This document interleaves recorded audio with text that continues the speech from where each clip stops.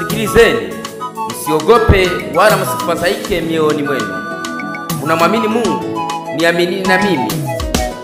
Nyumbani mwa Baba mna makao mengi, kama sivyo ningaliwaambia. Lakini sasa naenda kuandalia makao. Nitakapomaliza nitarudi kuwachukua, ili nilipo nanyi muwepo. Amani we nanyi milele. Amen.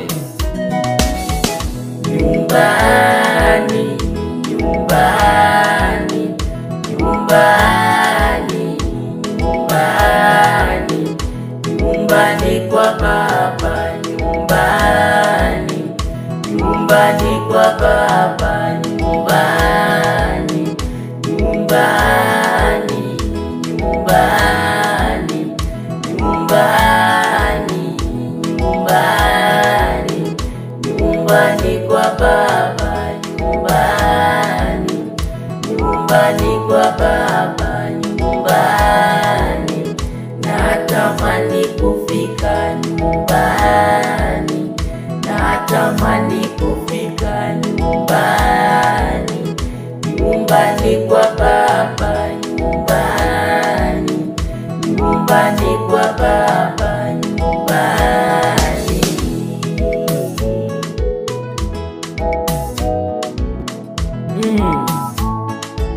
Hakika natamani kufika kwetu, lakini njia ni ngumu, majaribu ni mengi, ila najitahidi, najikongoja nihakikishe nafika, kwa sababu nina uhakika nitakapofika kule hakuna mateso ya aina yoyote. Kwa hivyo acha tu nivumilie mateso ya muda hapa duniani, ili nikaishi maisha ya amani kwetu. Ndugu yangu, sikiliza nikushauri, usikubali chochote kikutoe njiani.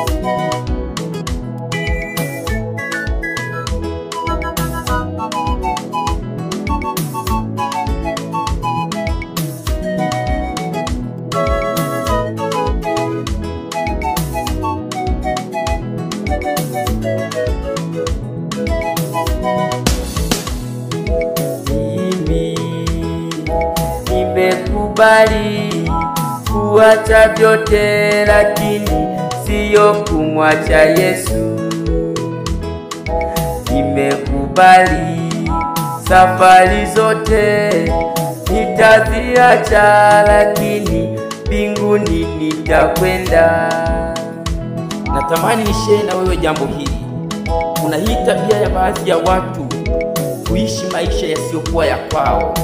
Wanachunguza maisha ya watu, kisha wanachukua ama wanakopi yale maisha, wanaamua kuyaishi wao. Sikiliza nikwambie, Biblia yangu inaniambia kwa habari ya watu watakaopata hasara, watu waliojenga misingi yao juu ya misingi ya watu wengine. Sikiliza, kuwa makini sana, weka msingi wako vizuri, na usiangalie fulani ameweka msingi gani wala anafanya nini, kwa sababu inaweza kukuzuia kufika kwetu. Angalia ndugu yangu, usije ukapata hasara ya vyote.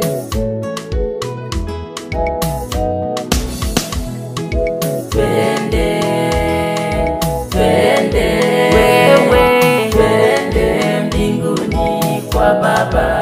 Jikane, twende, chukua msalaba wako. Twende mbinguni kwa Baba. Ndugu, twende, wewe, twende, twende mbinguni kwa Baba. Twende, twende, twende mbinguni kwa Baba.